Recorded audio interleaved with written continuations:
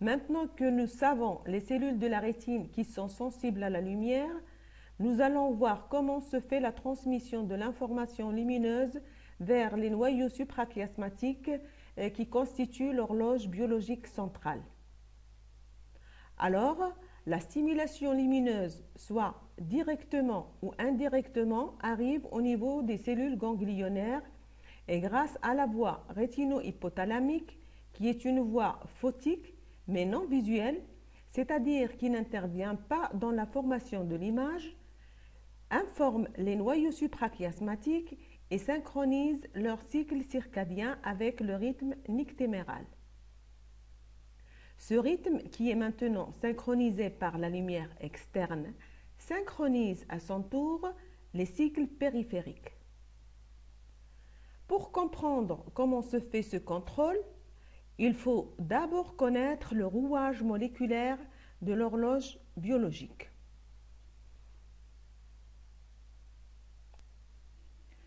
Ainsi, les rouages moléculaires des horloges biologiques des différentes espèces s'appuient toutes sur des boucles de rétroaction négative où les protéines reviennent dans le noyau pour inhiber leur propre production. Schématiquement, le point de départ de cette boucle, ce sont des gènes, donc des bouts d'ADN, qui par transcription fournissent des plans sous forme d'ARN messager pour fabriquer des protéines dans le cytoplasme par les ribosomes. Mais alors que la plupart des protéines demeurent habituellement dans le cytoplasme où elles remplissent différentes fonctions, celles qui sont impliquées dans l'horloge biologique et qu'on appelle gènes horloge pour cette raison, quand elles arrivent à une certaine concentration cytoplasmique, retournent dans le noyau où se trouve l'ADN et se fixent sur le gène qui les a produites et arrêtent l'activité de leur propre gène. Les protéines sont alors de moins en moins fabriquées, si bien qu'à un moment donné, il n'y a plus assez de protéines qui retournent dans le noyau pour empêcher leur production et un nouveau cycle recommence. On sait aussi que plusieurs gènes impliqués dans l'horloge biologique sont bien conservés et se retrouvent chez de nombreuses espèces. D'autre part, on retrouve parfois plusieurs types d'un gène donné chez une même espèce, comme les 3 types de gènes période, PER1, PER2 et PER3, et les 2 types du gène cryptochrome, CRE1 et CRE2, dans les neurones des noyaux suprachiasmatiques humains. Plusieurs modèles de boucles de rétroaction de l'expression des gènes horloges au niveau des noyaux suprachiasmatiques ont été proposés et qui sont plus ou moins complexes selon l'avancée de la recherche, qui met en évidence de plus en plus de gènes horloges avec toujours plusieurs interactions très complexes. J'ai choisi ce modèle qui est assez simple, juste pour que vous compreniez le principe de cette autorégulation du cycle circadien au niveau des noyaux suprachiasmatiques. Chez les mammifères, les gènes période et cryptochrome sont activés par des facteurs clock et BMAL1. Une fois traduits en protéines dans le cytoplasme, ces complexes PER et CRE et PER-PER reviennent dans le noyau et inhibent la transcription régulée par clock BMAL1 et donc leur propre expression. Alors, selon ce modèle, un dimère clock BMAL1 est formé dans le noyau à partir d'un gène BMAL1 à transcription cyclique et le gène clock apparemment non cyclique. Ce dimère clock BMAL1 agit comme stimulateur de la transcription des gènes possédant des EBOX, les gènes période, c'est-à-dire PER1, PER2, PER3, et cryptogramme CRE1 et CRE2 possèdent effectivement les e-box dans leur promoteur. Les protéines PER et CRE, après leur synthèse, se dimérisent, c'est-à-dire forment des complexes PER-PER ou PER-CRE dans le cytoplasme et reviennent à leur tour dans le noyau et répriment l'activité transcriptionnelle de bémol 1 d'une part et empêchent la formation de complexes clock bémol 1 d'autre part.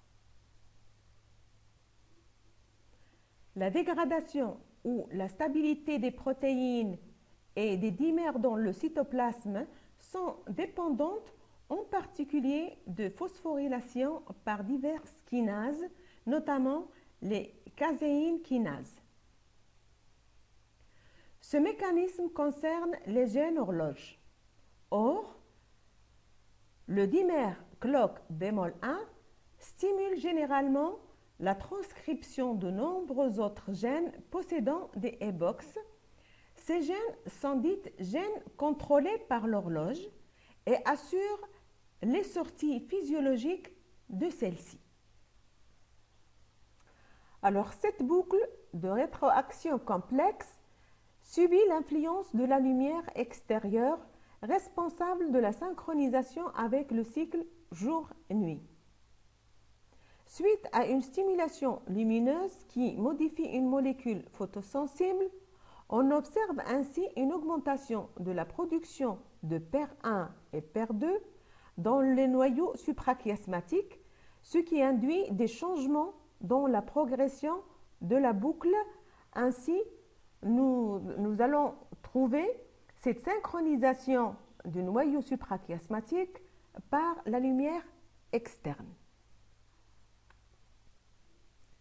On se demande alors par quel mécanisme la lumière contrôle-t-elle la synchronisation des noyaux suprachiasmatiques.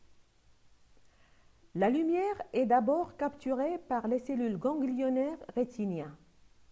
Puis, les terminaisons nerveuses du tractus rétino-hypothalamique libèrent le glutamate qui active selon le moment jour ou nuit une voie de signalisation calcique. Le PACAP et la protéine P modulent l'action de ce glutamate. Cette voie de signalisation active la phosphorylation de la protéine CREB et CREB phosphorylée en interaction directe avec CRE située sur la région promotrice de chaque gène est supposée activer l'expression de PER1 et PER2 indépendamment de clock et bémol 1. Pour simplifier, on peut supposer qu'en obscurité, les noyaux suprachiasmatiques sont en libre cours. Ainsi, on a un rythme circadien basé sur la régulation circadienne assurée par les gènes horloges seuls. Alors que lorsque l'œil reçoit une stimulation lumineuse, elle va entraîner une activation de la voie de signalisation calcique des cellules des noyaux suprachiasmatiques et permet la modification de la régulation circadienne par une modification de la transcription des gènes horloges par l'activation du complexe CREB-CRE.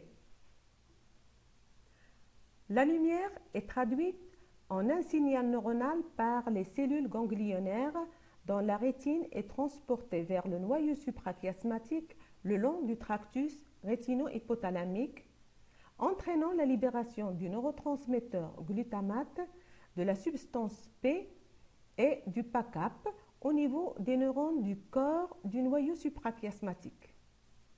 Le glutamate active les récepteurs NMDA, provoquant ainsi un flux de calcium qui active les kinases telles que la protéine kinase activée par un mitogène MAPK, entraînant la phosphorylation de CREB et ce crêpe phosphorylé est activé, se lie au CRE dans la région promotrice du PER1 et PER2, activant ainsi leur transcription.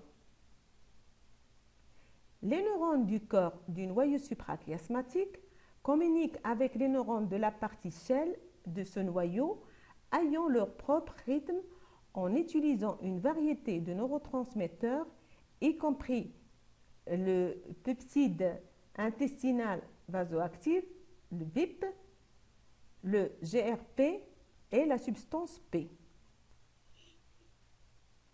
De plus, presque toutes les cellules du noyau suprachiasmatique sont GABAergiques. Les noyaux de la partie shell du noyau suprachiasmatique contient des horloges moléculaires entraînées par une boucle de traduction autorégulée. Clock et bémol se démérisent et se lient au E-box dans la région promotrice des gènes période et des gènes cryptochrome et puis des gènes REV-HERBA qui activent leur transcription. À mesure que les protéines PER et CRY s'accumulent dans le cytoplasme, elles se dimérisent et reviennent vers le noyau où elles inhibent l'activité de clock bémol 1, inhibant ainsi leur propre transcription. En plus, la transcription de bémol 1 est régulée par REV-HERBA. Les neurones du shell du noyau suprachiasmatique communiquent avec des cibles périphériques utilisant la vasopressine et le GABA comme neurotransmetteurs. Enfin, plusieurs modèles de l'organisation générale des rythmes biologiques ont été proposés. Il faut savoir qu'un rythme peut être synchronisé par deux, voire plusieurs autres rythmes qui peuvent être primaires ou secondaires, forts ou faibles, etc. Parmi les modèles, nous pouvons citer ces trois modèles A, B et C. Le modèle A, il est très hiérarchisé, c'est-à-dire il y a un seul oscillateur central qui impose son rythme sur les autres systèmes qui n'en possèdent pas.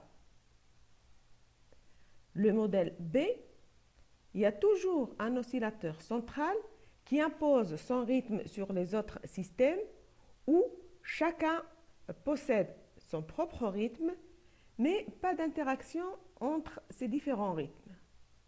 C'est le cas du rythme cardiaque par exemple.